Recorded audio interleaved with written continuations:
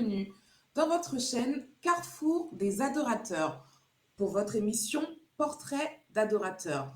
Aujourd'hui, j'ai l'immense plaisir de recevoir sur Portrait d'adorateur un invité de marque. Et oui, c'est le pasteur Constant Matsima. Bonjour pasteur Constant, comment allez-vous? Bonjour Gilda, ça va très bien par la grâce de Dieu. Et vous? Ça va très bien, c'est un plaisir pour moi de vous recevoir. Alors, pasteur Constant, vous êtes un homme aux multiples casquettes. Vous êtes marié au pasteur Floristia Matsima et père de 3 enfants, avec qui Oh, vous avez bâti la chapelle des adorateurs où vous êtes actuellement pasteur principal. c'est ça? Vous êtes également un chantre. Oui, Vous embrassez tout récemment une carrière de auteur-écrivain. oui, Dans la vie, vous êtes ingénieur informatique et chef d'entreprise. oui. Alors, pasteur Constant, dites-moi, juste pour faire un petit clin d'œil aux téléspectateurs qui nous écoutent, sachez que si vous et moi êtes là, derrière nos écrans, c'est grâce justement au pasteur Constant Matsima, qui est justement le fondateur de cette web télévision. C'est ça. Waouh, pasteur Constant Matsima, que de projets, que de cordes à votre arc. Et je crois que ce n'est que le début. Oui, parce qu'il faut maximiser tout le potentiel que Dieu met en nous et nous essayons de le faire pour la gloire de Dieu. Alors, aujourd'hui, je vous reçois pour votre nouvel ouvrage, le premier ouvrage, La foi, le seul vrai combat, Oui, qui, je rappelle, a été justement édité par la maison d'édition Dévotion et Vie, oui, oui, auquel, encore une fois, Pasteur Constant Matsima, votre maison d'édition, en fait. c'est ça. D'accord, à la fin, nous pourrons peut-être dire un petit mot concernant la maison d'édition et ceux qui souhaitent avoir plus ample information. Pasteur Constant Matsima, la foi, le vrai seul combat. Mhm. Alors, première question, d'où vous est venue cette inspiration? Pourquoi avoir écrit ce livre? Alors, ce livre doit répondre à un besoin, c'est-à-dire au besoin de pouvoir donner les clés aux enfants de Dieu, suite donc à mes expériences personnelles et aussi aux expériences que j'ai vues dans la vie d'autres personnes, leur donner des clés pour une foi qui est opérationnelle, c'est-à-dire une foi qui porte du résultat. Il ne suffit pas simplement de croire du fond de son cœur et que les choses se fassent toutes seules. Non, il faut développer, cultiver une foi qui porte du fruit. C'est pas l'apôtre Jacques dit, mais la foi, elle se voit au travers des œuvres qu'elle produit. Donc, le but de ce livre, c'est justement donner des clés, montrer en fait quels sont les pièges où des fois nous pouvons avoir des obstacles qui peuvent empêcher notre foi d'être opérationnelle. Très bien, donc nous sommes là avec un ouvrage axé sur la foi. Alors, pour éclairer déjà toutes les personnes qui nous regardent, revenons sur la définition de la foi. Qu'est-ce que la foi, pasteur Constant? Alors, la foi, c'est une confiance qu'on a, une ferme confiance qu'on a dans la parole de Dieu. Et que cette ferme confiance nous pousse à l'action. C'est ce que la Bible dit dans Hébreu qui est 1, où il dit, Hébreu 11 plutôt, il dit, or la foi c'est une ferme assurance des choses que l'on espère, une démonstration de celles qu'on ne voit pas. Donc, au départ de la foi, il faut qu'il y ait un point de départ de la foi qui est donc la parole, pas n'importe quelle parole, mais la parole de Dieu, parce que l'homme entend beaucoup, reçoit beaucoup de paroles, on reçoit souvent beaucoup de paroles dans notre esprit, il y a beaucoup de voix qui parlent à nos pensées, mais on parle de la voix de Dieu. Et cette voix de Dieu, donc, on s'accroche fermement à cette parole et par la suite, on passe à l'action en se basant sur cette parole et au final, normalement, cette foi, elle produit du résultat. D'accord, donc la foi, nous pouvons dire que c'est notre lien de confiance avec Dieu. Oui, D'accord, la foi, elle démarre par la confiance qu'on a dans la parole de Dieu. Parce que dans le livre de Romains, il est écrit, la foi vient de ce que l'on entend et ce que l'on entend vient de la bouche ou de la parole de Dieu. Donc la foi commence par avoir une parole, recevoir une parole ou entendre une parole de la bouche de Dieu et s'accrocher à cette parole, c'est-à-dire faire confiance à cette parole. Donc, le point de départ de la foi, c'est justement cette confiance en la parole de Dieu. C'est important pour un homme, pour un chrétien, d'avoir la foi? Sans la foi, nul ne peut être agréable à Dieu, dit la parole de Dieu. Donc déjà, la foi nous permet de rentrer dans la présence de Dieu, d'être accepté par Dieu. Donc celui qui n'a pas la foi, ou celui qui ne vient pas dans cette dimension de confiance, mais déjà, il ne peut pas être agréable à Dieu. Donc vous pouvez imaginer les conséquences de ne pas être agréable à Dieu.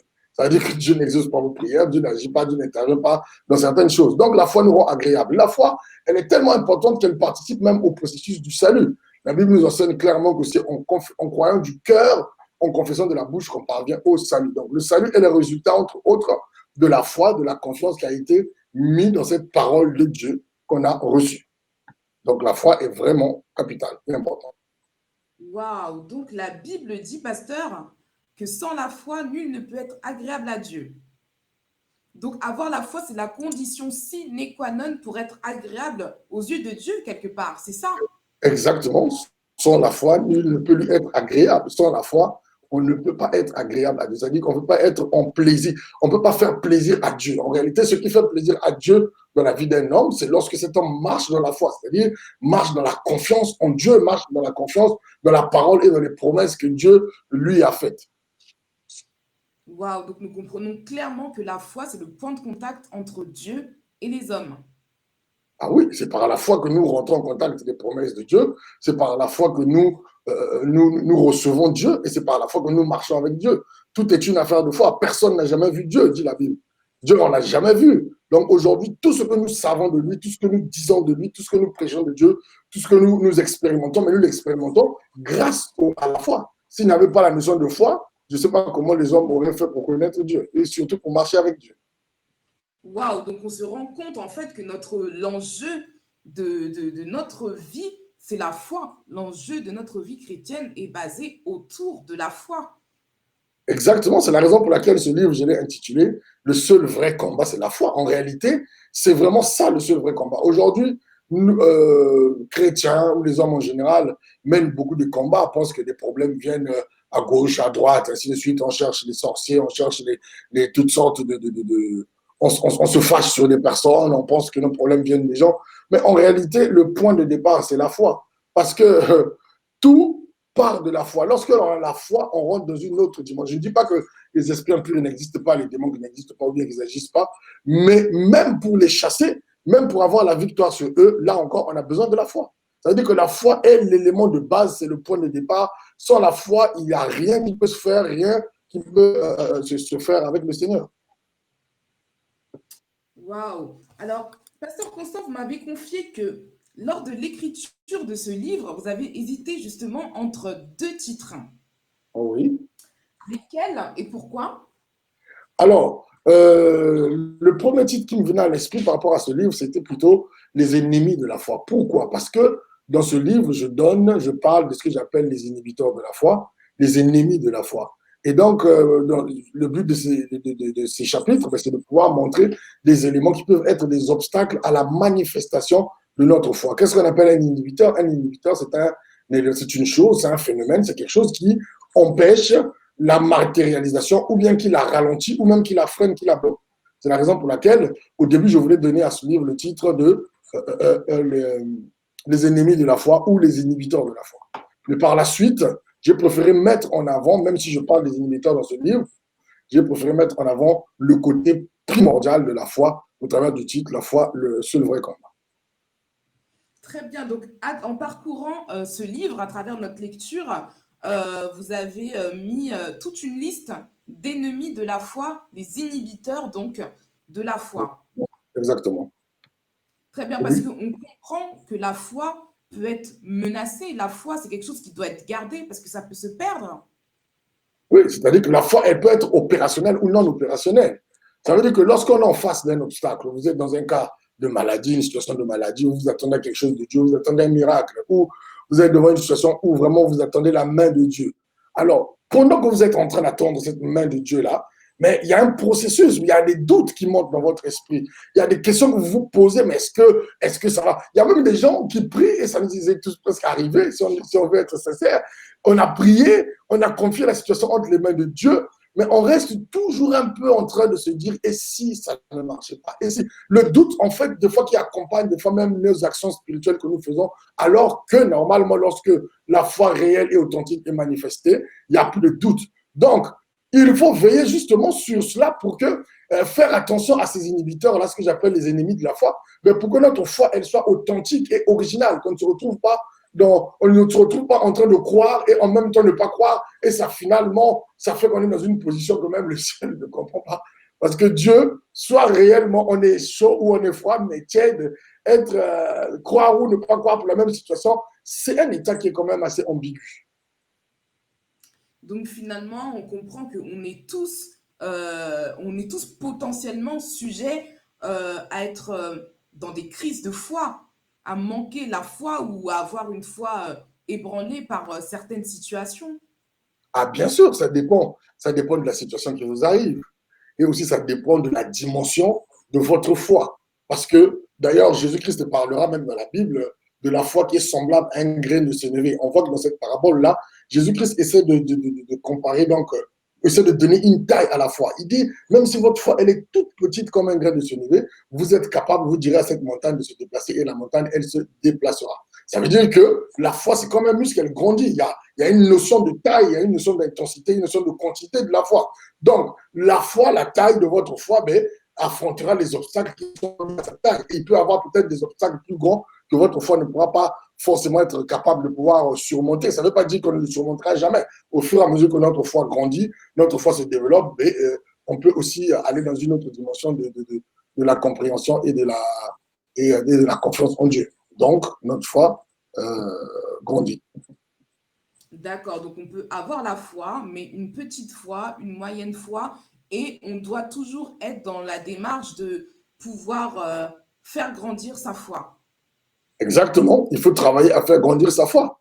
Comment on fait grandir la foi? Par la connaissance de Dieu, parce que la foi vient de ce que l'on entend, ce que l'on entend vient de la parole de Dieu. Donc, plus on sait écouter Dieu, plus on sait entendre Dieu, ça va influencer notre foi, mais surtout, quand on sait connaître, en fait, quand on connaît Dieu, parce que la confiance va augmenter comment en Dieu?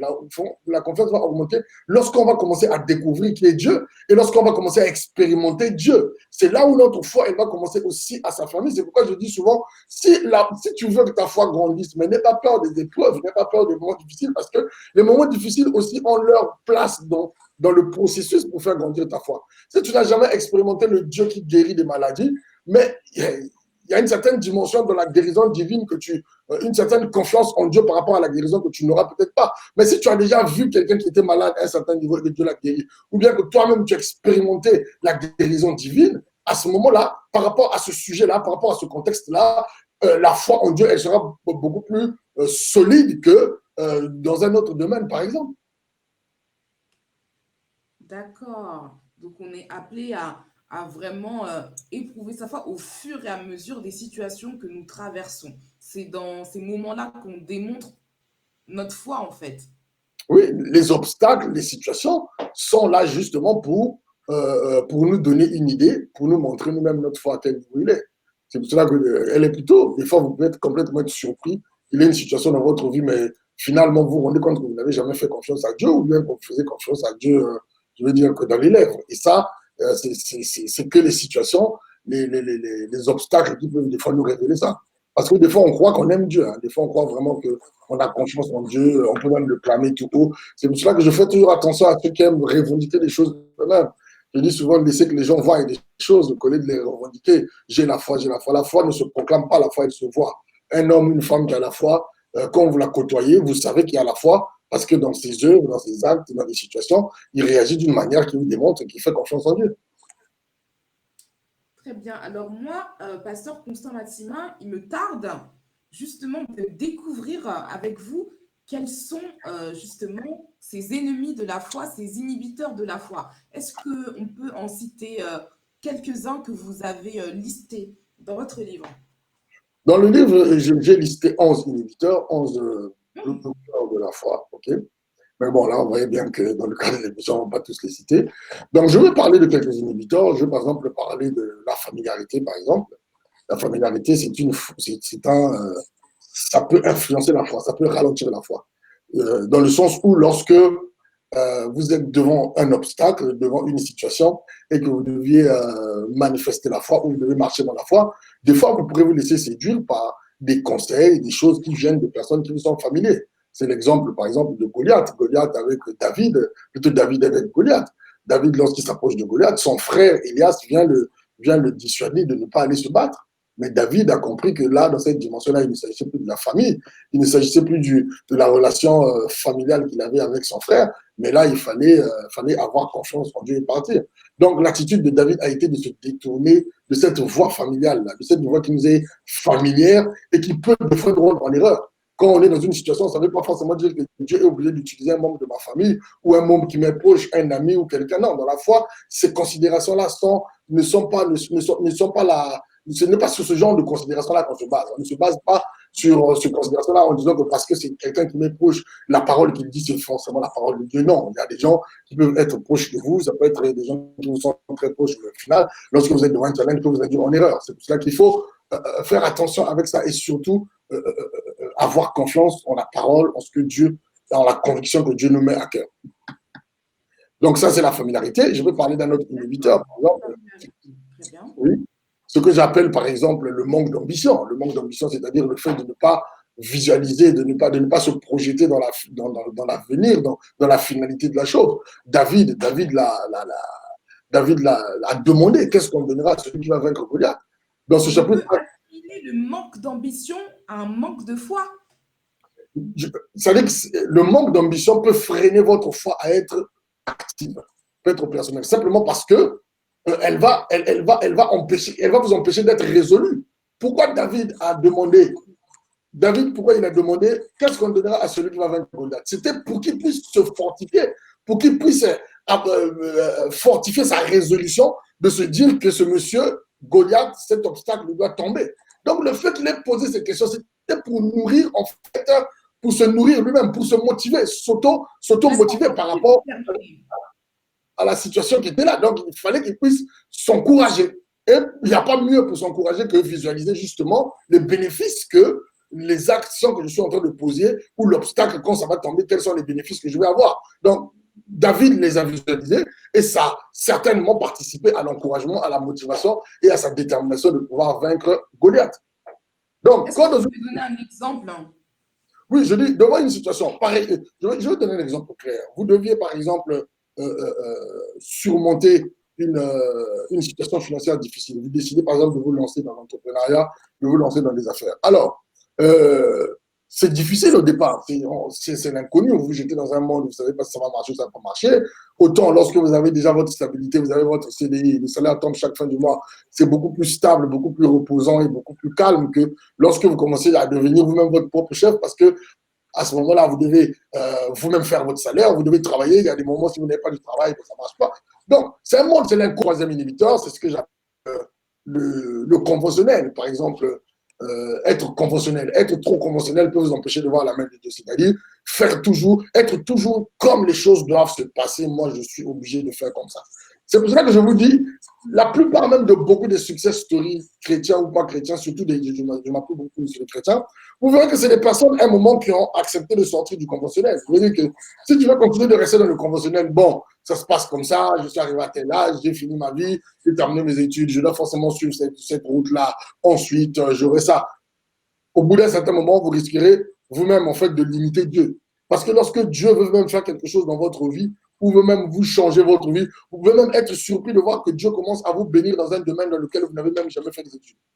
Ça, c'est la mentalité de quelqu'un qui est prêt à sortir du conventionnel.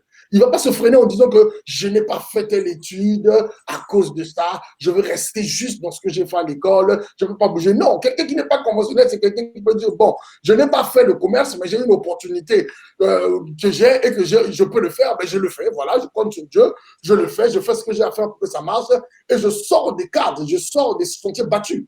Et ça vous permet aussi de pousser Dieu à l'action. Vous pensez que quand Jésus-Christ est né, Dieu est sorti lui-même des sentiers battus. La naissance de Jésus n'était pas de façon conventionnelle. Aujourd'hui, jusque-là, personne n'est né comme Jésus. Hein. Les hommes étaient nés par le rapprochement d'un homme et d'une femme, mais Jésus est né différemment. Donc Jésus lui-même, Dieu lui-même est sorti de tout ce qui était sentier battu, qui était conventionnel. Donc, si vous voulez voir, la plupart du temps, c'est pour ça qu'on appelle ça miracle. C'est quoi un miracle? Un miracle, c'est la manifestation de quelque chose qui ne se fait pas comme ça devait se faire. Voilà. C'est ça qu'on appelle un miracle. Un miracle, c'est quand quelque chose arrive et qui passe par une voie qui n'est pas la voie normale. C'est ça qu'on appelle un miracle. Donc, c'est-à-dire qu'il sort du conventionnel. Donc, si on veut voir la main de Dieu, si on veut voir Dieu agir, ben, il faut être prêt à sortir du conventionnel, comme David. Dans cette histoire de David et Goliath, 1 Samuel 17, David a refusé l'armure de Saül, alors que pour aller se battre, il fallait avoir une armure. Lui, il a refusé de porter l'armure. Se caractérise par une certaine prise de risque. Ah, mais la foi, c'est un risque. Je dis souvent en riant, entre la foi et la folie, il y a une lettre qui fait la différence, c'est le L. Donc, des fois, il y a certains actes de foi qui peuvent être assimilés à de la folie. À de la folie. Mais ça ne veut pas forcément dire que ça ne marchera pas. Il y a toujours un risque dans la foi. Une prise de risque poussée par la confiance qu'on a en Dieu et en sa parole. Exactement. Je ne parle pas d'une prise de risque comme ça. Non. C'est pourquoi je parle. Il y a une différence entre la foi et la présomption. La présomption, c'est les idées, les pensées qu'une personne se fait elle-même, sans fondement biblique, sans la voix de Dieu. Et malheureusement, il y a beaucoup de chrétiens qui confondent la présomption à la foi. La foi, elle est suscitée, elle vient de la parole de Dieu. Donc, avant de parler de foi, il faut d'abord être sûr qu'on a bien entendu Dieu. Tu vas aller ressusciter un mort. Est-ce que Dieu t'a dit va ressusciter un mort?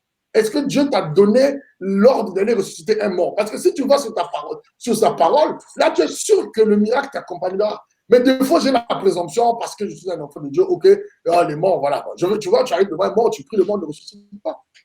Parce que c'était bien la volonté de Dieu que la personne meure, par exemple. Parce que la volonté de Dieu précède qu'une personne meure. C'est pas parce que c'est des choses qu'on n'aime pas ou bien qu'on n'accepte pas que ce n'est pas la volonté de Dieu. Non. Donc, il y a une différence entre vraiment cette présomption-là et la foi. La foi, vraiment, elle vient de ce que l'on a entendu. Qu'est-ce que tu as entendu de Dieu? Tu veux t'engager dans quelque chose. Tu veux poser un acte. Dieu t'a dit quoi? C'est ça. C'est pour cela que généralement, avant de faire les grands changements, les grands bouleversements, prenons le temps d'aller d'abord écouter Dieu avant de se jeter dans les aventures. Parce qu'il y a beaucoup des aventuriers. Surtout à notre génération, là, les gens pensent qu'il suffit de commencer les choses. Non, la Bible dit que ce n'est pas commencer qui est le plus important, c'est terminer. La fin de toute chose vaut mieux que son commencement. Tu peux bien commencer et ne pas terminer. Ça veut dire que pour Dieu, tu ne seras pas agréable. Or, pour être sûr de terminer, il faut déjà savoir que Dieu commence avec toi. Quand Dieu commence avec toi, et pour cela, c'est pas des choses qu'on reçoit comme ça dans la distraction. C'est pour cela qu'au bout d'un moment, des fois, avant de prendre des décisions activement, il vaut mieux aller écouter la voix de Dieu. Aller prendre le temps de prière, chercher Dieu, que Dieu te parle spécifiquement par rapport à un sujet, par rapport à quelque chose, ou bien que le Saint-Esprit mette une conviction en toi. Parce que Dieu peut te parler de plusieurs manières, par sa parole, mais il peut te parler aussi par la conviction que l'Esprit de Dieu met en toi. Mais il faut être sûr que cette conviction-là s'appuie sur la parole et les principes de Dieu. Waouh! Vu vraiment des éléments que vous nous donnez, on ne peut que s'empresser d'aller voir dans le livre quels sont les autres inhibiteurs. Donc les ennemis de la foi, pour récapituler, entre autres, hein, les trois qu'on a cités, c'est donc la familiarité, le manque d'ambition et le conventionnel. Oui, c'est ça. Alors ce qui nous intéresse ici, Pasteur Constant, parce que je pense que plus d'un parmi les téléspectateurs qui nous regardent se sont peut-être identifiés aux situations que vous venez de dire. Par exemple, la familiarité. On est loin de se douter que la familiarité peut être un ennemi de la foi. Quelles sont les clés, Pasteur Constant, justement, que vous donnez pour justement combattre ces ennemis-là? Alors, en ce qui concerne, par exemple, la familiarité, je vais déjà vous dire une chose. Nous devons faire confiance d'abord, principalement, totalement d'abord à Dieu. Et être conscient que aucune personne ne pourra mieux nous orienter, mieux nous guider que le Seigneur lui-même. OK? Même si Dieu, des fois, peut utiliser des personnes, peut utiliser des gens autour de nous. On ne dit pas que Dieu agit tout seul. Des fois, il peut se servir des gens. Mais dans certaines situations, il est important d'être sûr, d'être vraiment sûr de ce que Dieu veut faire avec vous. Et lorsque vous êtes sûr de vous tenir à ça, d'être ferme dans la voie qu'on a entendue, Dieu nous a dit, nous a convaincus ou nous a parlé, cette voie-là, je suis ferme à ça, quelle que soit la personne qui vient me dire le contraire. Je ne suis pas en train de dire là qu'il faut ne pas respecter les gens ou faut insulter les gens, non. On peut bien faire comprendre poliment, sagement, aux gens qui nous sont proches, aux gens qui nous aiment et qu'on aime, on peut bien leur faire comprendre que nous avons une décision à prendre et cette décision-là dépend de nous-mêmes, pas de tous les conseils. Je prends par exemple, l'exemple que des fois les hommes politiques font. Ils ont plusieurs conseillers. Il y a une situation, ils veulent prendre une décision. Ils entendent des conseillers. Ils entendent à gauche, à droite. Et ils prennent du temps de nourrir leur propre décision. Et ils viennent donner une décision sur la base de la confiance qui est montée dans leur cœur. C'est l'attitude que je conseille. C'est-à-dire qu'il ne faut pas que ton choix ou ta décision par rapport à une situation soit simplement liée parce qu'un tel a parlé. Parce qu'il y a des personnes qui sont tellement influençables qui n'ont pas de conviction dans les choses, en fait. Ils sont obligés de pouvoir simplement s'appuyer sur ce que les autres pensent, sur ce que les autres disent. Je ne dis pas que tout ce que les autres pensent ou disent est mauvais, mais il y a des situations où, des fois, pour être dans la volonté de Dieu, il faut que ça vienne de toi, ça ne viendra pas de quelqu'un d'autre. Et à ce moment-là, il est important de savoir prendre des décisions sur la base de ce que l'on pense que Dieu nous a dit véritablement au fond de notre cœur. Donc ça peut être une clé qui semble être écouter les gens, mais toujours décider sur la base de la conviction que nous avons profondément de notre cœur. C'est pas mauvais, c'est pas moi aujourd'hui si quelqu'un veut me voir, s'il me demande un conseil, je lui donne un conseil.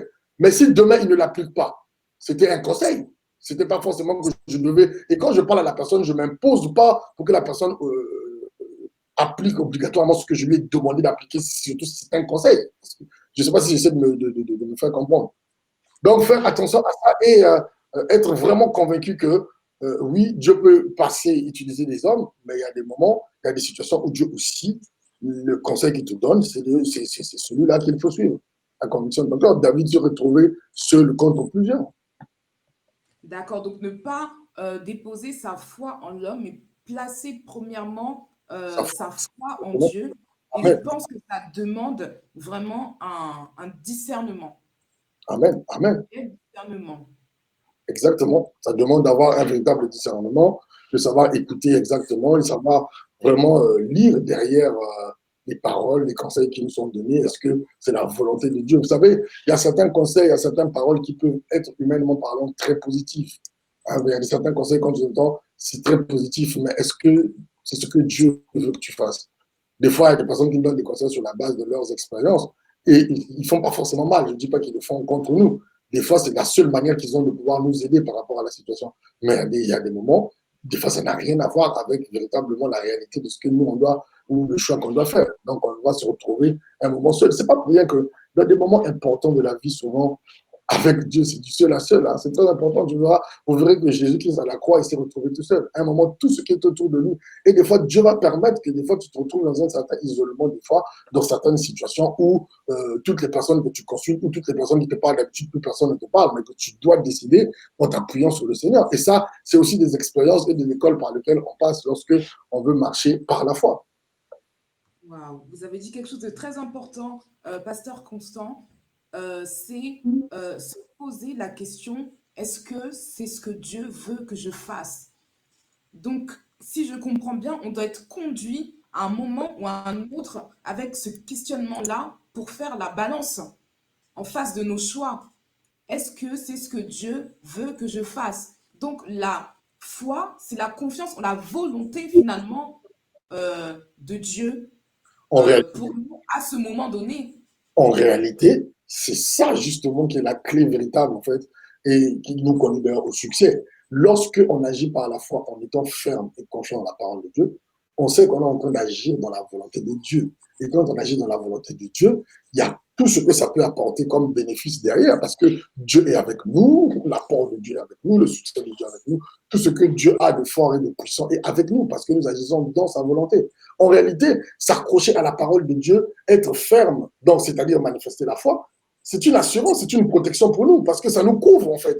Ça nous permet de rester dans la volonté de Dieu pour nous. Et ça, c'est vraiment important. C'est vrai que la vraie question qui se pose souvent, c'est vraiment de savoir est-ce que tout part au départ justement de la parole de Dieu, de ce qu'on a entendu, de la conviction qu'on a dans son cœur. Tout part de ça. Si on a la conviction, même si celui qui est à côté de toi n'a pas cette conviction-là, ce n'est pas un problème parce que ce n'est pas à lui de faire ce que toi tu dois faire. C'est à toi de le faire, donc la conviction doit venir dans ton cœur. même si des fois on peut avoir des conseils à côté, mais la conviction vient dans ce que l'on ressent dans son cœur. Et des fois, il y a des rêves ou des projets que Dieu parle à nous, mais il n'a pas parlé forcément à la terre entière. Et donc, c'est à nous que Dieu, il nous a chargé de le faire, c'est à nous en qui il a mis cette conviction de le faire. Maintenant, après, derrière, bien sûr, il faut avoir la sagesse, l'intelligence, de savoir faire les choses proprement pour la gloire de Dieu. Ça, c'est sûr. Waouh, très bien. Chers téléspectateurs, j'espère que vous avez pris des notes parce que c'est une très grosse clé que nous tenons là, que le pasteur Constant vient de nous donner. Voilà, c'était quelques-uns des ennemis de la foi. La suite dans le livre. Exactement. Merci, pasteur Constant. Si vous aviez un mot à dire aux adorateurs qui nous écoutent actuellement et qui traversent des crises de foi. Je bénis Dieu pour ce moment. Je rends vraiment grâce à Dieu pour ce temps et merci encore pour m'avoir permis de partager donc, ce livre, de partager le contenu de ce livre en très peu de temps. Je voulais simplement dire à quelqu'un qui traverse une crise de foi, ça peut arriver ça peut arriver de tomber, ça peut arriver d'être complètement déçu. Il y a des choses qui peuvent peut-être refroidir un peu notre confiance en Dieu. Il y a peut-être des expériences qu'on a faites, des fois même des mensonges qu'on a entendus de l'ennemi qui peuvent influencer ça. Mais au-delà de toute chose, Dieu est un Dieu d'amour. Dieu est un Dieu qui est prêt à repartir avec nous. Donc aujourd'hui, si on se relève, si on décide de sortir de cette phase, Dieu nous retend la main et tout reprend avec Dieu. Il peut arriver à un soldat de tomber, mais le problème du soldat, lorsqu'il reste à terre, c'est là où les problèmes commencent. Ça peut arriver de tomber, mais il faut se lever et continuer d'avancer. Donc, si vous avez un problème dans votre foi, vous êtes tombé, levez-vous, continuez d'avancer. Dieu vous fait confiance et Dieu est prêt encore à remarcher avec vous dans une expérience de foi puissante et palpitante. Merci beaucoup, pasteur, pour ces clés. Et ce livre est donc disponible sur Amazon. C'est vrai. Dans votre mission d'édition Dévotion et Vie. Oui. Voilà, pour tous les contacts, nous pouvons les prendre au travers du Facebook, la Chapelle des Adorateurs. Carrefour des Adorateurs aussi. Carrefour des Adorateurs également. Exactement. Voilà, merci beaucoup, pasteur. Je crois que ce livre sera une bénédiction pour plusieurs et qui renferme vraiment des secrets de foi pour justement remporter ce combat de la foi. Amen. Amen. Merci. Merci, Gilda. Merci d'avoir été avec nous. Merci de nous avoir suivis. Vous êtes de plus en plus nombreux à nous suivre. Je vous invite vraiment à aimer, à partager et à rester fidèles. À très bientôt pour un nouveau numéro de Portrait des adorateurs. À bientôt. Merci. Au revoir.